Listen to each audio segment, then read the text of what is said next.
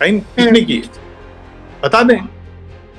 तो आज तो सीडी और सीडी आ गई, उस समय क्या सीडी नहीं थी, कोई टीवी थी। तो ये तो आप अपने हिसाब से राजनीतिक परिभाषाएं गढ़ो तो वो ठीक नहीं है। अशोक गहलोत को पता है कि भाई अपने कांग्रेस में सब कुछ चलता है, उनके तो मंत्री थे ना जब ये सीडी कांड हुए थे। फिर उनको पता नहीं कि सीडी से कुछ नहीं बिगड़ता कांग्रेस का। इसके अलावा क्या ये लड़ाई अशोक गहलोत गुट वर्सेस सचिन पायलट गुट की हो गई है? देखिए, ये सबको पता है कि ये दो गुटों की लड़ाई है, और ये सीडी और सीसी ये सोशल मीडिया की उपज है। कहाँ चले गई थी ये सोशल मीडिया जब भंवरी कांड हुआ था? कहाँ चले गए थे जब बाबूलाल नागर जेल गया था? तो वही लोग आए ना, फिर उन्हीं को माननीय बनाया ना तुमने। क्यों दिया टिकट? अगर ये कांग्रेस इतनी ही चरित्रवान कांग्रेस है तो क्यों दिया टिकट? किसने किए साइन? कौन था प्रदेश अध्यक्ष? कौन था उस समय प्रदेश अध्यक्ष? हरीश चौधरी जवाब दे दे। जब दिव्या मदेरणा को टिकट मिला या मलखान सिंह जी के बेटे को टिकट मिला, कौन था प्रदेश अध्यक्ष? साइन किसने किए बता दें। तो आज तो सीडी और सीडी आ गई, उस समय क्या सीडी नहीं थी, कोई टीवी थी।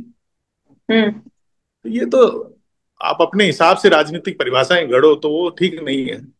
अशोक गहलोत को पता है कि भाई अपने कांग्रेस में सब कुछ चलता है, उनके तो मंत्री थे ना जब ये सीडी कांड हुए थे। फिर उनको पता नहीं कि सीडी से कुछ नहीं बिगड़ता कांग्रेस का। एक सीडी के वाले को आदमी को लेते हैं तभी सरकार बनती है, उनका टोटका है।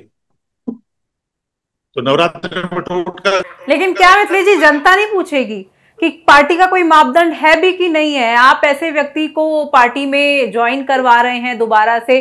और जी अरे आंचल जी, जनता ने पहले पूछा क्या? 3-3 बने ना विधायक, कोर्ट में जो बयान दिए वो विधायक बने ना दूर से।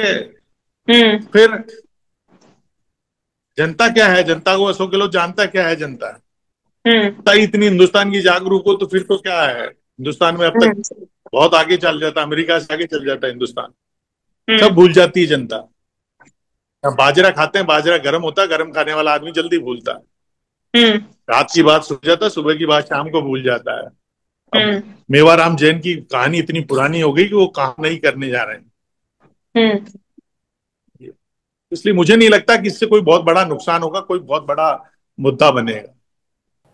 ठीक है मिथिलेश जी, अगर आज चुनाव हो जाए जी, लेकिन आज अगर चुनाव हो जाए तो आपको क्या लगता है कि मेवाराम जैन जीत हासिल कर सकते हैं? देखिए, राजनीति में क्या नहीं हो सकता। जब इस देश में पप्पू यादव जीत जाते हैं, जब इस देश में आजम खान जीत जाता है, तो मेवाराम जैन तो इतना बड़ा क्रिमिनल तो नहीं है। जब यहाँ जेल से लोग जीतते हैं, तो भारत में आजादी को 70 साल हो गए हों, लेकिन राजनीतिक जो अवेयरनेस है उसका ग्राफ इतना बड़ा नहीं है कि आज चुनाव हो तो क्या होगा। वो तो इलेक्शन मैनेजमेंट और गोटीबाजी होती है। वो 3 बार एमएलए रहे ना। 3 बार एमएलए कैसे बने बताइए? तो ये एक इम्पॉर्टेंट चीज है कि 3 बार एमएलए बने हैं।